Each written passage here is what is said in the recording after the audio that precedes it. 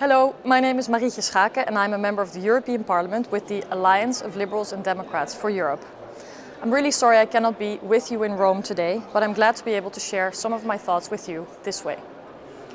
In the European Parliament, my work focuses on several areas, one of which is Europe's digital agenda.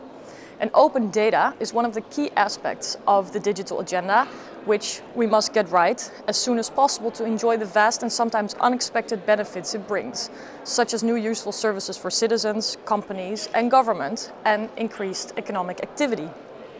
Wikitalia is a great initiative, and I congratulate you for creating it. It aims to provide open data tools to regional and local Italian governments.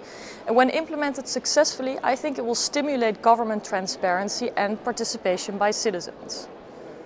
In my view, transparency and participation are essential building blocks for a modern government, modern democracies.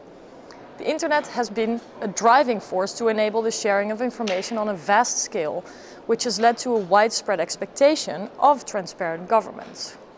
And open data makes it possible to hold governments accountable on the basis of evidence rather than emotions, and it allows for the involvement of citizens in the policy process.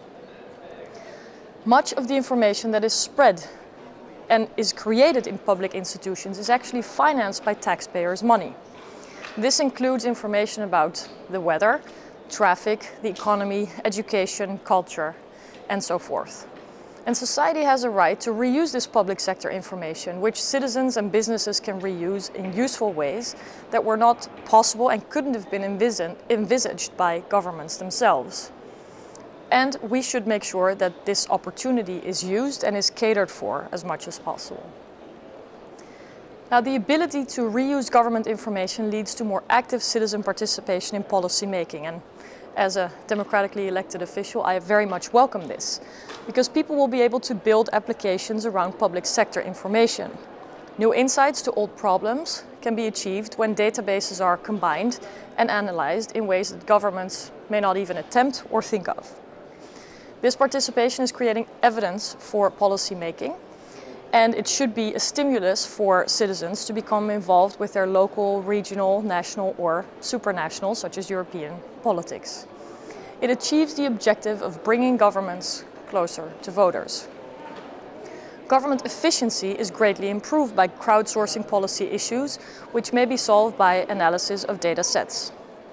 Anyone who's interested in a certain topic can participate by using the data through open data. In the end, governments may be able to spend less on their own analysis of certain issues, and this can also save money. Although independent research will always be necessary, the active participation of civil society will be a great help for more efficient government and for building trust. Businesses can also add value to the data by developing tools and applications. Overall, it's been estimated that the opening up of European public sector information may lead to billions of euros in economic activity. And of course, to enable the greatest economic and societal benefits, anyone should be allowed to access and reuse open data. Therefore, there should be availability at no cost. Only by providing free information, people will be able to experiment and innovate as much as they can or want, which should lead to some unexpected but useful results, as we've seen in some cases in Europe already. I recently drafted an opinion on the e-government for the Committee of Culture and Education in this Parliament. It was a directive. And in this piece, I suggest that we extend the European Public Sector Information Directive to include the cultural and educational sectors, which are currently excluded. Much of the information created by and for schools and universities is publicly funded. And the same goes for information created in publicly funded libraries, museums and archives. And providing educational material from universities or schools in the form of open courseware will provide the possibility for education accessible for anyone.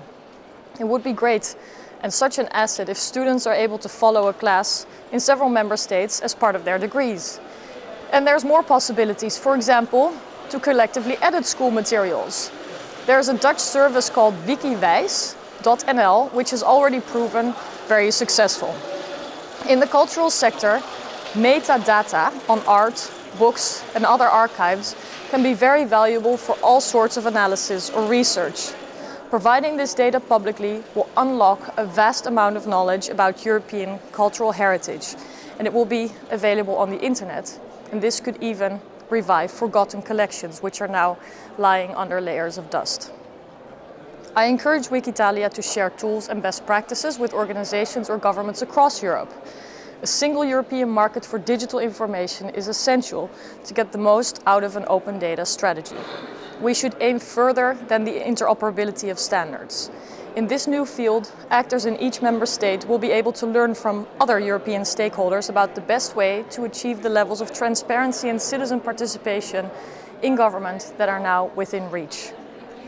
Concluding, I would like to say that innovators working with open data are doing us all a big favor, and I hope Wikitalia will become a great success and that you engage on a European dialogue about this important topic. I very much look forward to hearing your best practices and suggestions about your meeting now and your work in the future on how we in the European Parliament and European policy making can help the development and deployment of useful tools for open data. Again, I wish I would have been there in person today, but I'm always available via email, social media, Facebook and Twitter, and I look forward to continuing this fruitful conversation. Thank you very much.